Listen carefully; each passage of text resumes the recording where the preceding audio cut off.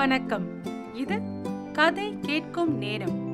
இன்று கல்கி அவர்கள் எழுதிய தப்பிலி கப் கதை கேட்க போறீங்க. கிண்டி குதிரை பந்தய மைதானத்திற்குள் நீங்கள் எப்போதாவது பிரவேசித்ததுண்டா? இல்லை என்றால் அதற்காக வருத்தப்பட வேண்டாம். ஏனென்றால் அந்த பூலோக சொர்க்கத்துக்குள் நானும் நுழைந்தது கிடையாது.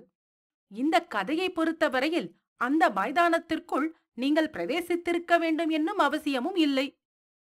ஆனால் குதிரை பந்தயம் நடக்கும் சனி அல்லது புதன்கிழமைகளில் நீங்கள் கிண்டி ஸ்டேஷன் வழியாக மாலை நேரத்தில் ரயில் பிரயாணம் செய்ய நேர்ந்தால் சிறிது தலையை நீட்டி வெளியில் பார்க்குமாறு சொல்வேன். அதனால் நீங்கள் அடையும் பலன் என்னவென்றால், சென்னை நகரில் சுமாராக எத்தனை மோட்டார் வண்டிகள் இருக்கின்றனவென்று ஒருவாறு தெரிந்து கொள்ளலாம். புள்ளி விவரங்களில் நீங்கள் பற்று உடையவர்களாயின் பின்வரும் கணக்குகள் போட்டு அறியலாம். சென்னையில் உள்ள மோட்டார் வண்டிகள் எவ்வளவு? சராசரி ஒவ்வொன்றின் விலைகள் என்ன இருக்கும்? மொத்தம் விலை என்ன? ஒவ்வொன்றுக்கும் சராசரி பெட்ரோல் செலவு எவ்வளவு இருக்கும்? மொத்த பெட்ரோல் செலவு என்ன? கெட்டுப்போகும் கருவிகளை புதுப்பிக்கும் செலவு என்ன? கிராமாந்தரங்களின் ஏழை குடியானவர்களிடமிருந்து நகரவாசிகள் பெறும் பணத்தில் மோட்டார் மூலமாக மட்டும் எவ்வளவு ரூபாய் வருஷந்தோறும் அயல் நாட்டுக்கு அனுப்புகிறார்கள்?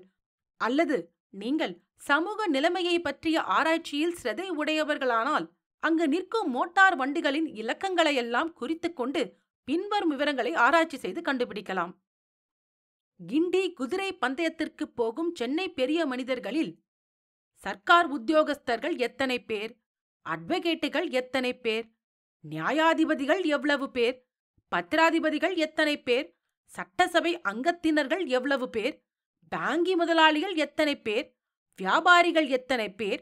கலாசாலை ஆசிரியர்கள் எவ்வளவு பேர்?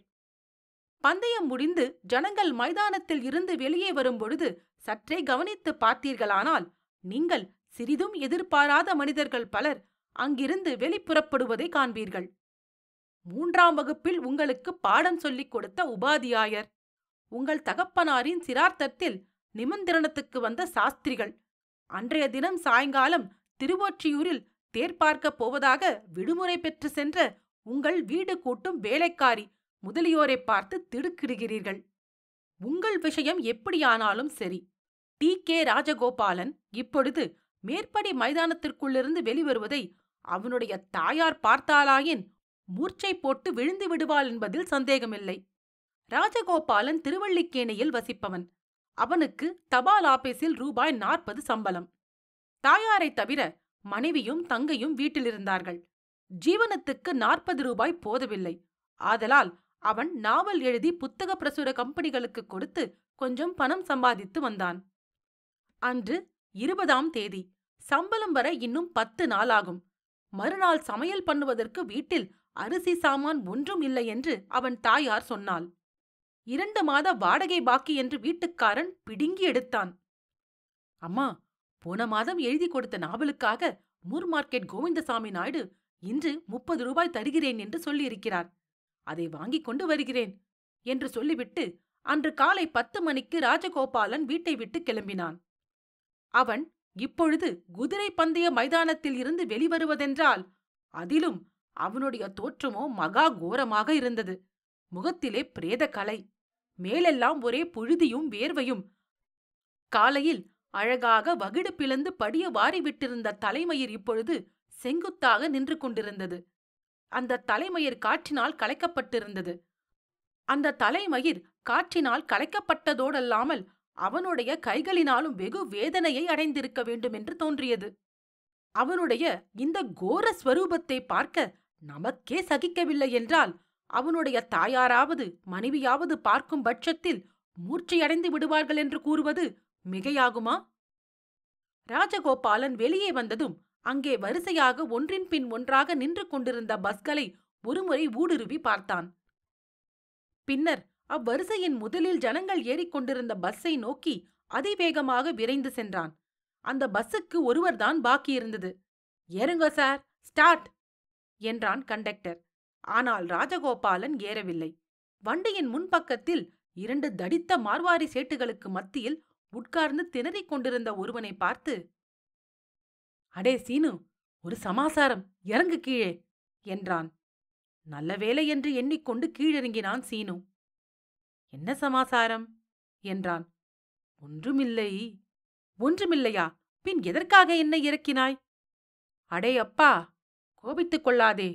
இங்கே வா, சொல்கிறேன் என்று ராஜு சீனுவை சிறிது ஒதுக்குப்புறமாய் அழைத்துக் கொண்டு போய், சட்டை பையை பார், எவ்வளவு சில்லறை இருக்கிறது என்று கேட்டான். சீனு எண்ணிப் பார்த்தான். 5.5 ஆனா இருந்தது. நல்ல வேலை நீ வந்து இருக்கிறாய், இல்லாவிட்டால் அவமானம் என்றான். பஸ்ஸுக்கு 8 அணா கூலி, 2 பேருக்கும் ரெயிலுக்காவது இருக்கிறதே என்றான் ராஜகோபாலன். இருவரும் கைகோர்த்து கொண்டு போய் டிக்கெட் வாங்கி ரயில் ஏறினார்கள். ரயில் நகர ஆரம்பித்தது. சீனுவின் எதிரில் துக்கமாய் ஒருவர் உட்கார்ந்திருந்தார். மனைவி அல்லது குழந்தை செத்துப்போனால் கூட அவ்வளவு துக்கப்படுவார்களா என்பது சந்தேகம். ரயில் ஓடத் தொடங்கியதும் அவர் அருகில் இருந்த முதலியார் பக்கம் திரும்பினார். 4 நாளாய் பவானி பிரசாத் தான் ஜெயிக்கப் போகிறது என்று ஊரெல்லாம் சொல்லிக் கொண்டிருந்தேன். கடைசியில் உன் பேச்சைக் கேட்டு குட்டிச்சுவராய் போனேன். என் புத்தியை செருப்பால் அடித்துக் கொள்ள வேண்டும் என்று வெறுப்புடன் கூறினார். இப்படி சொல்லிக்கொண்டே அவர் தமது காலில் இருந்த செருப்பை கழற்றினார். பக்கத்தில் இருந்தவர்கள் அவர் எங்கே புத்தியை செருப்பால் அடித்துக் கொள்ளப் போகிறாரோ என்று பயந்து விட்டனர். அப்படி ஒன்றும் அவர் செய்யவில்லை. பகலெல்லாம் நின்று கால் வலித்தது போலும் காலை தூக்கி சப்பனம் கொட்டி உட்கார்ந்தார். எவனாவது கண் தெரிந்து டாபா மேல் பணம் கட்டுவானா என்றார் ஒருவர். அந்த ரேஸில் அதுதான் கெலிக்கப் போகிறது என்று ஸ்பெஷல் தந்தி போச்சே என்றார் முதலியார். உன் தந்தியைக் கொண்டு உடைப்பில் போடு. குதிரையா அது, கழுதை, கடைசியில் அல்லவா வந்தது என்றார் நாயுடு. ஆமாம் ஐயா, எல்லாவற்றிற்கும் கடைசியாக அது எப்படிதான் வந்ததோ தெரியாது. எனக்கு வந்த கோபத்தில் அதன் மேல் கல்லை விட்டு எறிந்தேன் என்றார் ஒரு சாய்பு. தந்திப்படி குதிரை வந்தால் அப்பொழுது மட்டும் என்ன செய்வாய் என்றார் முதலியார். ஆமாம், உன் குதிரைதான் வந்ததே, தெரியாதா? வாளை உயர கிளப்பிக் கொண்டு என்று சொல்லி நாயுடு கையை தூக்கினார். குதிரை வாளை அப்படி தூக்கிக் கொண்டு போனதென்று காண்பிப்பதாக அவர் எண்ணம். யாராவது தந்தையை பார்த்து 100கணக்காக பணத்தை தொலைப்பார்களா? கொஞ்சமாவது குதிரைகள் விஷயம் தெரியாமல் பணத்தை கட்டலாமா என்று இடம் இல்லாமல் ரயில் கம்பியை பிடித்து நின்று கொண்டிருந்த ஓர் ஐயங்கார் குறுக்கிட்டார். ஒரு குதிரை எவ்வளவு தூரம் ஓடும்? அதன் வேகம் என்ன? அதற்கு வெயிட் எவ்வளவு? அதன் மேல் எந்த ஜாக்கி ஏறுகிறான் என்று இந்த விஷயமெல்லாம் கவனிக்காமல் பணம் கட்டவே கூடாது என்று சொல்லிக்கொண்டே ஐயங்கார் நாயுடுவுக்கும் முதலியாருக்கும் இடையே உட்காரப் போனார். நாயுடு இடம் விட்டார். ஆமாம், நீர்தான் கணக்கு போட்டு பணம் கட்டுகிறீரே. இதுவரையில் எத்தனை மாடி வீடு கட்டியிருக்கிறீர்? போன வாரம் சிவாஜி வரவே வராது, அன்வர் பாஷாதான் கெலிக்கப் போகிறது என்று சொன்னீரே. அந்த பாஷா எல்லா குதிரையையும் துரத்தி அடித்துக் கொண்டு வந்தது ஞாபகமில்லையாக்கும். விஷயம் தெரியாமல் பேசாதேயும். அது மட்டும் சரியாக ஓடினால் அதை அடிக்கிற குதிரை ஏது? அன்றைக்கு ஒரே ஃபேவரேட்டாய் போய்விட்டது. ஜாக்கி புல் பண்ணிவிட்டான். அதற்கு யார் மேல் முட்டிக்கொள்கிறது? குதிரை தின்னுகிறதற்கு புல் பண்ணினானாக்கும். போமையா போம், சமயத்திற்கு தகுந்தால் போல் பேசுகிறீரே என்று முதலியார் பரிகசித்தார். ஒரு சமயம் இப்படி, ஒரு சமயம் அப்படித்தான் இருக்கும். கணக்கு பார்க்க வேண்டியதுதான். குதிரை ட்ரையா ட்ரை இல்லையா என்று பார்க்க வேண்டியதுதான் என்று அதுவரையில் மௌனமாய் உட்கார்ந்திருந்த ஓர் ஐயர் சொன்னார். இவர்கள் பேசுவதை காதில் வாங்காதது போல் உட்கார்ந்திருந்த ஒரு கிழவர், பாருங்கள், நானும் 20 வருஷமாய் ரேசுக்கு போய் வருகிறேன். நான் பணம் கட்டியதைப் போல் ஒருவரும் கட்டியிருக்க மாட்டார்கள். இழவை விட்டுத் தொலைக்கலாமென்றாலோ முடியவில்லை. லாபம் வருகிறதோ இல்லையோ, நம் பணம் போகிறது நிச்சயம். 100க்கு 8 வீதம் கிளப்புக்காரன் எடுத்துக்கொண்டு விடுகிறான். போதாதற்கு உள்ளே வர டிக்கெட், ரயில் செலவு, கவலை, காலவிரயம் எல்லாம் என்று பிரசங்கம் செய்யத் தொடங்கினார். ராஜகோபாலனுக்கு பக்கத்தில் பெரிய மனிதர் போன்றிருந்த ஒருவர் உட்கார்ந்திருந்தார். இவர்கள் என்னமோ சொல்லுகிறார்கள். குதிரை பந்தயம் என்றால் 4000, 5000 ஒரு வரவு செலவாகவே எண்ணக்கூடாது. அதை ஒரு ஸ்போர்ட்ஸாகத்தான் வைத்துக் கொள்ள வேண்டும். ஒன்று போனால் இன்னொன்றில் வைத்து தாக்க வேண்டும். ஒரு குதிரையில் 1000 கட்டிப்போனால் இன்னொன்றில் 2000 கட்டுகிறது. அதுவும் போனால் 4000 கட்டுகிறது. குதிரை வராமலா போய்விடும்? அப்படி 20,000 30,000 கட்டுவதற்கு கூட பயப்படக்கூடாது என்றார் அவர். இந்த சமயத்தில் 2 3 பேர், அடடா, எக்மோர் ஸ்டேஷன் தாண்டி விட்டதே என்று தவித்தனர். அவர்கள் எழும்பூரில் இறங்க வேண்டியது. பேச்சு மும்மரத்தில் மறந்து போனார்கள். நாசமாய் போகிற எலக்ட்ரிக் வண்டிகள் 1 நிமிஷத்திற்கு மேல் நிற்பதில்லை. ராஜுவும் சீனுவும் ஒரு மூலையில் பேசாமல் உட்கார்ந்திருந்தார்கள். வாய் திறக்கக்கூட இல்லை. மற்றவர்களுக்கெல்லாம் ஏதோ அடுத்த சனிக்கிழமை அதிர்ஷ்டம் திரும்பாதா, பார்க்கலாம் என்ற நம்பிக்கை இருந்தது. ஆனால் இவர்களுக்கோ எல்லா நம்பிக்கையும் போய்விட்டது. மற்றொரு பக்கத்தில் பட்டு சட்டையும் தங்க சங்கிலியும் வைர மோதிரமும் அணிந்து உட்கார்ந்திருந்த ஒருவர் தம் அருகில் இருந்த சிநேகிதருக்கு ராஜுவை சுட்டிக்காட்டினார். அதோ அந்த 2 ஆசாமிகளையும் பார்த்தீர்களா சார்? முகத்திலே ஈயாடவில்லை பாருங்கள். இந்த மாதிரி ஆட்கள்தான் தூக்கு போட்டுக்கொண்டும் விஷத்தை தின்றும் சாவது. இவர்கள் எல்லாம் ஏன் சார் வருகிறார்கள் என்றார். ஆமாம், ஒன்று நம்மைப்போல் 100 1000 லட்சம் இல்லாமலாவது இருக்க வேண்டும், அல்லது சரியாய் கணக்கு பார்த்து நிதானமாய் ஆட வேண்டும். 2 கெட்டான் பேர்விழிகள் எல்லாம் வரக்கூடாது என்றார் அவர் நண்பர். வண்டி பார்க் ஸ்டேஷனில் வந்து நின்றது. என்னுடைய அறைக்கு வருகிறாயா என்று சீனு கேட்டான். ஆமாம், வருகிறேன். இன்றிரவு அம்மாவின் முகத்தில் விழிக்க என்னால் முடியாது என்றான் ராஜு. இருவரும் இறங்கி சிந்தாதிரிப்பேட்டையில் இருந்த சீனுவின் அறைக்கு சென்றார்கள். நெருப்பு பெட்டியை தேடி எடுத்து விளக்கேற்றி வைத்துவிட்டு, உன்னை ஏன் கூப்பிட்டேன் தெரியுமா என்று சீனு கேட்டான். ஏன்? இன்றிரவு நான் தனியாயிருந்தால் ஏதாவது விபத்து நேருவது நிச்சயம். தூக்கு போட்டுக் கொள்வேன். நீ கூடவா அப்படி? அவ்வளவு நஷ்டமாகிவிட்டதா? உனக்கு ஞாபகம் இருக்குமே, பாகவதர் பாய்ஸ் கம்பெனியிலிருந்து நான் சண்டை போட்டுக்கொண்டு விலகிய போது என்னிடம் 20,000 ரூபாய் பணம் இருந்தது. எல்லாம் போய்விட்டது. நாளைக்கு காப்பி சாப்பிட பணம் கிடையாது. உனக்கென்னப்பா? என்ன போனால்தான் என்ன? பெண்டாட்டி பிள்ளையா, தாய் தகப்பனாரா? ஒருவரும் இல்லை. உன் ஒருவனுக்கு எப்படியும் சம்பாதித்துக் கொள்வாய். நீ கொடுத்து வைத்தவன். ரொம்ப கொடுத்து வைத்தவன் நான். இருக்கட்டும், உன் சங்கதி என்ன? தாயார் முகத்தில் விழிக்க முடியாதென்று சொன்னாயே, ஏன்? ஆமாம், வீட்டு வாடகை 2 மாதம் பாக்கி. நாளைக்கு அரிசி இல்லை. 250 ரூபாய் கடன் இருக்கிறது. கடன்காரன் பிராது செய்வேன் என்கிறான்.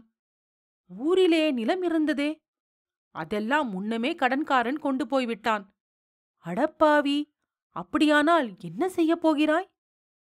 பெண்டாட்டி கழுத்தில் சங்கிலிதான் பாக்கியிருக்கிறது. அதை கேட்டு வாங்குவதை விட நாக்கை பிடுங்கிக் கொண்டு சாகலாம் என்று தோன்றுகிறது. இப்படி சொல்லும் பொழுது ராஜுவின் கண்களில் நீர் ததும்பிற்று. சற்று நேரம் விம்பி விம்பி அழுதான். சீனு அவனை தன் தோளில் சார்த்திக் கொண்டு சமாதானப்படுத்தினான். இருவரும் பால்ய நண்பர்கள். சீனு சட்டென்று எழுந்து நிமிர்ந்து உட்கார்ந்தான். ராஜுவின் தோலை பிடித்து ஒரு குலுக்கு குலுக்கினான். இதோ பார் ராஜு, ஒரு யுக்தி, முதல் தரமான யோசனை. நிமிர்ந்து உட்கார்ந்து கேள் என்றான். இனிமேல் என்ன யோசனை செய்து என்ன காரியம் நடக்கப் போகிறது என்றான் ராஜு. சீ, இவ்வளவுதானே, எழுந்திரு, சொல்கிறேன். எவனொருவன் தனக்கு வரும் விபத்துகளை லாபகரமாக்கிக் கொள்கிறானோ அவனல்லவா மனிதன்? சரி சரி, உன்னுடைய நாடகப் பேச்சை ஆரம்பித்து விட்டாயாக்கும். என்னதான் அந்த அற்புத யோசனை, சொல் என்று கேட்டுக்கொண்டே ராஜு எழுந்து உட்கார்ந்தான். இதோ பார், நீயோ ஆசிரியன், நான் பெயர் பெற்ற நடிகன். நாம் இருவரும் சேர்ந்து வெற்றி பெறாவிட்டால் அப்புறம் என்ன இருக்கிறது? இத்தனை நாளும் நீ சிரமப்பட்டு நாவல் எழுதி பிறரிடம் கொடுத்து பாரத்துக்கு 16 பக்கத்திற்கு 4 ரூபாயும் 5 ரூபாயும் பெற்று வந்திருக்கிறாய். போதும் இந்த தொழில். இப்பொழுது ஒரு நாடகம் எழுது. குதிரை பந்தயத்தை பற்றி எழுது. உன்னுடைய அனுபவத்தையே முக்கிய சம்பவமாய்க் கொண்டு கொஞ்சம் காது மூக்கு வைத்து எழுதினால் போதும். நான் ஸ்ரீபார்ட் போட்டுக் கொள்கிறேன். நாடக உலகத்தை நான் விட்டு 3 வருஷந்தான் ஆயிற்று. இப்போதும் என் பெயரைக் கேட்டு நாடகத்துக்கு வரக்கூடியவர்கள் எத்தனையோ பேர் இருக்கிறார்கள். நீ கதாநாயகனாக நடிக்கலாம். அதற்கு உன்னை தயார் செய்து விடுகிறேன். உனக்கு சொந்த அனுபவம் இருக்கிறபடியால் உன் அளவு சோகரசத்துடன் யாரும் நடிக்க முடியாது. பாக்கியெல்லாம் நான் பார்த்துக் கொள்கிறேன். நீ நாடகம் மட்டும் எழுது என்றான். யோசனை நன்றாய்த்தான் இருக்கிறது. ஆனால் நாடகம் நடத்துவது அவ்வளவு சுலபமா? முதலில் தயார் செய்வதற்கெல்லாம் பணம் வேண்டாமா? உனக்கென்ன இந்த கவலை? எனக்கு வந்த மெடல்களை மட்டும் இன்னும் பத்திரமாய் வைத்திருக்கிறேன். அவைகளை விற்றாவது நான் வேண்டிய ஏற்பாடுகள் செய்கிறேன். அதிகம் வேண்டாம். அடுத்தடுத்து 3 நாடகம் போடுவோம். அதற்கு மேல் போட்டால் புளித்துப் போய்விடும். நாடகத்துக்கு ரூபாய் 1000 வீதம். குறைந்தது 3000 மீதமாகும். தலைக்கு பாதியாக எடுத்துக்கொள்வோம். எனக்கு இன்னொன்று கூட தோன்றுகிறது. புத்தகத்தையும் முதலிலேயே அச்சு போட்டுவிட்டால் நாடக கொட்டகையிலேயே விற்கலாம். 3 நாளுக்குள் முதல் பதிப்பு விற்றுவிடும். அதில் குறைந்தது 500 ரூபாயாவது வரும் என்றான் ராஜு. அதற்கென்ன, அப்படியே செய்யலாம். புத்தக லாபம் எனக்கு வேண்டாம், நீயே எடுத்துக்கொள். அதற்குப் பிறகு மற்ற நாடக கம்பெனி யாரும் அந்த நாடகத்தை நடத்த அனுமதி கேட்பார்கள். அவர்களிடம் நாடகத்துக்கு 50 ரூபாய்க்கு குறையாமல் வாங்கலாம். சரி சீனு, இது மட்டும் நிறைவேறினால் நான் பிழைப்பேன். என் குடும்பத்தையே காப்பாற்றியவனாவாய். இன்றிரவே நாடகம் எழுத ஆரம்பிக்கிறேன். காப்பி சாப்பிட்டுவிட்டு வருவோம், வா. இரவு 9 மணிக்கு இருவரும் போய் காப்பி சாப்பிட்டு விட்டு வந்தார்கள். ராஜு காகிதமும் பேனாவும் எடுத்துக்கொண்டு எழுதத் தொடங்கினான். நாடகத்துக்கு என்ன பெயர் கொடுக்கிறாய்? தப்பிலிக்கப். பேஷ், நல்ல பெயர். சத்தியமே ஜெயம், எழுது என்றான் சீனு. உலகத்து மக்களை இட்டார் என்றும் இடாதார் என்றும் பிரித்து சாதி இரண்டொழிய வேறில்லை என்றாள் ஔவை. அந்த கிழவிக்குப் பின்னால் இன்னும் அநேகர் ஜனங்களை இரு பிரிவாக்க முயன்றிருக்கின்றனர். வெள்ளைக்காரர், கருப்பு மனிதர், முதலாளிகள், தொழிலாளிகள், கடன் கொடுப்பவர், கடன் வாங்குபவர், பிராமணர், பிராமணர் அல்லாதவர் என்ற பிரிவுகளைப் பற்றி கேள்விப்பட்டிருக்கிறோம்.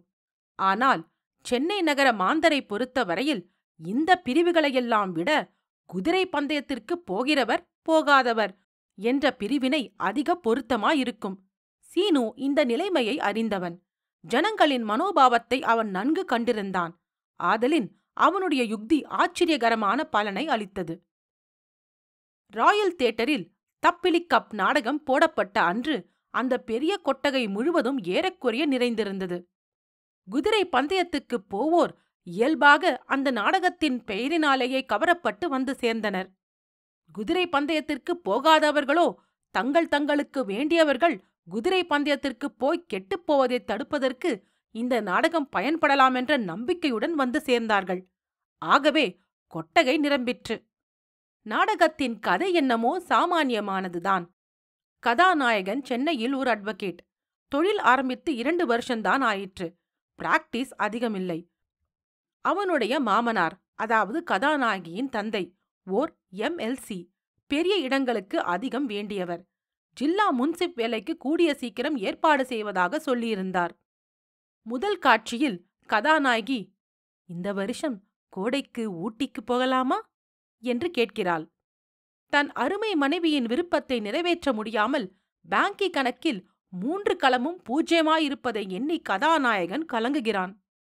ஆயினும் அதை அவளிடம் சொல்லாமல் ஊட்டிக்குப் போகாததற்கு வேறு ஏதோ பொய்க்காரணம் கற்பித்து கூறுகிறான்.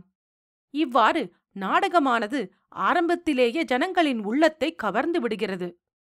ஊட்டிக்குப் போக வேண்டும் என்னும் தன் மனைவியின் விருப்பத்தை எப்படி நிறைவேற்றுவது என்று கதாநாயகன் அல்லும் பகலும் அதே கவலையாக இருக்கையில், அவனுடைய நண்பன் ஒருவன் குதிரை பந்தயத்தைப் பற்றி அவனுக்கு சொல்கிறான். அதில் 10,000 லட்சம் என்று பணம் சம்பாதித்தவர்களைப் பற்றி அவன் எடுத்து சொல்ல சொல்ல கதாநாயகனுக்கு பந்தய பைத்தியம் பலமாக பிடித்து விடுகிறது. அது முதல் அவன் குதிரை பந்தயத்திற்குப் போக ஆரம்பிக்கிறான். ஆனால் மனைவியிடம் இதை மறைத்து விடுகிறான். திடீரென்று ஒரு நாள், நாளை நாம் ஊட்டிக்குப் போகிறோம் என்று சொல்லி திடுக்கிட செய்ய வேண்டும் என்று மனோராஜ்யம் செய்கிறான். மேலும் மேலும் நஷ்டமாகி வருகிறது. அவ்வளவுக்கு பந்தயத்தில் மோகமும் வளர்ந்து விடுகிறது. கடன் வாங்குகிறான். இவ்விடத்தில் மார்வாரி வட்டிக்கடையின் காட்சி நடத்தப்படுகிறது. ஏழை கூலிப் பெண்கள் செம்பு முதலிய பாத்திரங்களை அடகு வைத்துவிட்டு 1/4 ரூபாய் கடன் வாங்கி அடுத்த அரைவாரத்தில் 1/2 ரூபாய் கொடுத்து பாத்திரத்தை மீட்டுக்கொண்டு போனார்கள். இவ்விதமாகவே வியாபாரிகள், சொற்ப சம்பள குமாஸ்தாக்கள், பெண்களை பெற்ற தகப்பன்மார், தாசி வீடு செல்லும் மைனர்கள் முதலியோர் வந்து கடன் வாங்கும் காட்சி ஆசியத்துடன் நடத்தி காட்டப் பெற்றது. சபையோர் சிரித்து வயிறு புண்ணாகப் பெற்றனர். மார்வாடி கடையில் நம் கதாநாயகனும் கடன் வாங்குகிறான். ஒரு நாள் குதிரை பந்தய மைதானத்தில் கதாநாயகனுக்கு அவனுடைய சிநேகிதன் ஒரு தாசியை அறிமுகம் செய்து வைக்கிறான். பிறகு ஒரு தினம் அவளுடைய வீட்டுக்கு போகலாம் என்று சிநேகிதன் அழைக்கிறான். கதாநாயகனுக்கு சிறிதும் இஷ்டமில்லை. ஆனால் பத்மாபாய்க்கு ஜாக்கிகள், ட்ரெயினர்கள் அநேகம் பேரை தெரியும் என்றும் அவள் டிப்ஸ் கொடுத்தால் தவறுவது கிடையாதென்றும் சிநேகிதன் சொன்னபோது கதாநாயகன் வேண்டா வெறுப்பாய் அவள் வீட்டுக்கு செல்கிறான். இதுவும் ஒரு ஹாஸ்ய காட்சி. தாசி வீட்டுக்கு புதிதாக வருவோரை பற்றியும் அவர்கள் அங்கே என்ன பேசுவது என்று தெரியாமல் விழிப்பதை பற்றியும் அவர்களை தாசிகள் ஏமாற்றி பணம் பறிப்பதை பற்றியும் மிக்க ஹாஸ்ய ரசத்துடன் நடித்து காண்பித்தார்கள். ஆனால் அடுத்தாற்போல் கதாநாயகன் பச்சாதாபப்படும் காட்சியானது சிரிப்பையெல்லாம் மறக்கும்படி செய்துவிட்டது. குதிரை பந்தயத்துக்குப் போவதை தன் அருமை மனைவியிடம் மறைத்து வைப்பது போதாதென்று தாசி வீடு சென்ற துரோகமும் சேர்ந்துவிட்டதே என்று அவன் உருகுகிறான். அந்த சமயம் பட முடியாதினி துயரம் என்று அவன் பாடியபோது சபையோரெல்லாம் கலகலவென்று கண்ணீர் வடித்தார்கள். கடன் மூண்டுவிட்டது. 4 பக்கமும் கடன்காரர்கள் பிடுங்கி தின்ன ஆரம்பித்தார்கள். கதாநாயகன் செய்வதென்னவென்று தெரியாமல் திணறுகிறான். இந்த நிலைமையில் நாளை சனிக்கிழமை தப்பிலிக்கப் என்னும் பந்தயத்தில் ஜெயிக்கப் போகிற குதிரைக்கு அவனுக்கு டிப் கிடைத்தது. அந்த குதிரையை 2 நாளாக பல பேர் வாங்க முயற்சி செய்வதாகவும் அவனுக்கு நிச்சயமாக தகவல் தெரிந்தது. நாளை மட்டும் அதில் 2000 ரூபாய் கட்டினால் கட்டாயம் 20,000 ரூபாய் கிடைக்கும். கவலையெல்லாம் தீர்ந்துவிடும். ஆனால் 2000 ரூபாய்க்கு எங்கே போவது? இந்த சமயத்தில் அவனுடைய கட்சிக்காரன் ஒருவன் வந்து கோர்ட்டில் கட்டுவதற்காக ரூபாய் 2000 கொடுக்கிறான். தான் படும் கஷ்டத்தை பார்த்து கடவுளேதான் இந்த ரூபாயை அனுப்பியிருக்கிறார் என்று கதாநாயகன் தீர்மானிக்கிறான். மறுநாள் சனிக்கிழமை. கிண்டிக்குப் போய் தப்பிலிக்கப் பந்தயத்தில் குறிப்பிட்ட குதிரையின் மேல் ரூபாய் 2000 கட்டுகிறான். அவனுடைய குதிரை புறப்படும் பொழுது முதலில் புறப்படுகிறது. வரும்பொழுது கடைசியில் வருகின்றது. இடையில் ஜாக்கி அதை புல் பண்ணிவிட்டான் என்பது கதாநாயகனின் கொள்கை. இனிமேல் எவ்வித கவலையும் கிடையாது. செய்யத்தக்கது ஒன்றே ஒன்றுதான் பாக்கியிருந்தது. கதாநாயகன் தனியாக தனது அறையில் உட்கார்ந்து தன் மனைவிக்கு ஒரு கடிதம் எழுதுகிறான். அதில் ஆதியோடந்தமாக எல்லா விவரங்களையும் கூறுகிறான். கட்சிக்காரன் பணத்தை நாளை திங்கட்கிழமை கோர்ட்டில் கட்டாவிட்டால் துர்விநியோகம் செய்ததாய் ஏற்படும் என்றும், அட்வொகேட் தொழிலில் இருந்து தள்ளப்பட்டு அழியாத அவமானத்திற்கும் உள்ளாக வேண்டுமென்றும், அவளுடைய நகைகளை விற்றுக் கொடுப்பது ஒன்றுதான் வழி என்றும், அதைவிட தான் தூக்கு போட்டுக்கொண்டு இறப்பதே மேல் என்றும் தீர்மானித்து விட்டதாகவும் தெரிவிக்கிறான். அவளிடம் தான் கொண்ட அழியாத அன்பை பற்றி பிறகு விரிவாக எழுதி அவளுக்கும் குழந்தைக்கும் தனது லட்சோப லட்சம் முத்தங்கள் அளித்து கடிதத்தை முடிக்கிறான். கதாநாயகி ஞாயிற்றுக்கிழமை மத்தியானம் குழந்தையுடன் ஒரு சிநேகிதியின் வீட்டுக்குப் போகிறாள். அவள் போன பிறகு கதாநாயகன் மேற்படி கடிதத்தை அவளுடைய அறையில் இருந்த மேஜையின் மேல் வைத்துவிட்டு தூக்கு போட்டுக் கொள்வதற்காக தன் அறைக்கு வருகிறான். மேலே உத்திரத்தில் சுருக்கு போட்டு கயிறு கட்டிவிட்டு கடவுளை நோக்கி தோத்திரம் செய்கிறான். ஞாபக மறதியால் வீட்டுக்கதவு எதையும் தாழ்பாளிட மறந்துவிடுகிறான். இதற்குள் சிநேகிதி வீட்டுக்கு சென்ற கதாநாயகி தன் மனம் ஏதோ பரபரப்பு அடைந்திருப்பதை காண்கிறாள். உடம்பு ஒரு மாதிரியாய் இருக்கிறதென்று சொல்லிவிட்டு உடனே வீடு திரும்புகிறாள். வீட்டுக்கு வந்து மேஜை மீதிருந்த கடிதத்தை பார்க்கிறாள். உடனே பதைபதைத்து ஓடுகிறாள். கதாநாயகன் சுருக்கை மாட்டிக்கொள்ளும் சமயத்தில் அவனை போய் கட்டிக்கொண்டு ஓவென்று கதறுகிறாள். அந்த சமயத்தில் பாதி பாட்டும் பாதி பேச்சுமாக கதாநாயகனுக்கும் கதாநாயகியுக்கும் நடந்த சம்பாஷணையின் போது சபையில் கண்ணீர் விட்டு கதறாதவர்கள் யாரும் இல்லை என்று சொல்லலாம். உங்களை விட எனக்கு இந்த நகை பெரிதா என்று சொல்லி கதாநாயகி ஒவ்வொரு நகையாக கழற்றி கொடுக்கிறாள். ஒவ்வொரு நகைக்கும் அவள் ஒரு பாட்டும் பதிலுக்கு கதாநாயகன் ஒரு பாட்டும் பாடுகிறார்கள். இந்த கட்டத்தில் சபையில், முக்கியமாக பெண்மணிகள் பகுதியில் உண்டான அல்லோலகல்லோலத்தை சொல்ல சாத்தியமில்லை. விம்மி விம்பி அழுதபடியால் தொண்டை காய்ந்து போய் சோடா வாங்கி குடித்து தாகசாந்தி செய்து கொண்டு மறுபடியும் அவர்கள் அழலானார்கள். கதாநாயகி தன் வைரக்கம்மலை கழற்றி கொடுத்த போது ஒரு பெண்மணி உருக்க மிகுதியால் மூர்ச்சையடைந்தே விழுந்துவிட்டாள் என்றால் வேறு சொல்லவும் வேண்டுமோ? எல்லா நகைகளையும் கழற்றி வைத்துவிட்டு கதாநாயகி, இவைகளை எடுத்துக் கொள்ளுங்கள், நாம் இருவரும் கூலி வேலை செய்து பிழைப்போம், அதை பற்றி எனக்கு கவலையில்லை. ஆனால் ஒரு வரங்கொடுங்கள் என்று கேட்கிறாள். என் உயிரைக் கேட்டாலும் தருகிறேன் என்கிறான் கதாநாயகன். இனிமேல் குதிரை பந்தயத்திற்குப் போவதில்லை என்று சபதம் செய்யுங்கள் என்கிறாள். ஆண்டவன் ஆணை, உன்மேல் ஆணை, நம் அருமை குழந்தையின் மேல் ஆணை, நான் இனி குதிரை பந்தயத்திற்குப் போவதில்லை, அதை பற்றி நினைப்பதும் இல்லை என்று கதாநாயகன் சபதம் செய்கிறான். அச்சமயம் சபையில் வீற்றிருந்தவர்கள் அநேகரும் இவ்வாறே தங்களுக்குள் சபதம் செய்து கொண்டார்கள். நாடகம் சந்தோஷமாக முடிகின்றது. கதாநாயகன் நகைகளை விற்பதற்காக கிளம்பும் தருவாயில் ஒரு தந்தியும் ஒரு கடிதமும் வருகின்றன. தந்தியில் அவனுக்கு ஜில்லா முன்சிப் உத்தியோகமான செய்தி இருக்கிறது. கடிதத்தில் கதாநாயகியின் பாட்டி இறந்து போனதாகவும் அவள் தனது உயிலில் கதாநாயகிக்கு ரூபாய் 30,000 எழுதி வைத்திருப்பதாகவும் தெரிவிக்கப்பட்டிருக்கிறது. மங்களம் பாடி திரை விழுந்து நாடகம் முடிவுறுகிறது. எதிர்பார்த்த அளவுக்கு மேல் வெற்றியுடன் நாடகம் நடந்தேறியதென்பதில் சந்தேகமில்லை. பின்னும் 2 இரவுகள் தொடர்ந்து நடத்தப்பட்டது. முன்னைவிட அதிக ஜனங்கள் கூடினார்கள். அதிக கண்ணீர் வடிக்கப்பட்டது. அதிகம் பேர் குதிரை பந்தயத்திற்கு போவதில்லை என்று சபதம் செய்தார்கள். கடைசியாக பொது ஜனங்களின் பிடிவாதமான வேண்டுகோளின் பேரில் அடுத்த ஞாயிற்றுக்கிழமை மாலை மேட்டினி நாடகம் நடத்தினார்கள். அதுவும் சிறப்பாக நடந்தேறியது. திங்கட்கிழமை ராஜுவும் சீனுவும் உட்கார்ந்து கணக்கு பார்த்தார்கள். எல்லா செலவுகளும் போய் 5,000 ரூபாய் மீதம் இருந்தது. தலைக்கு ரூபாய் 2,500 பிரித்துக் கொண்டார்கள். போட்ட திட்டத்தில் ஒன்றே ஒன்றுதான் தவறிற்று. புத்தகம் அச்சிட்டார்கள் அல்லவா?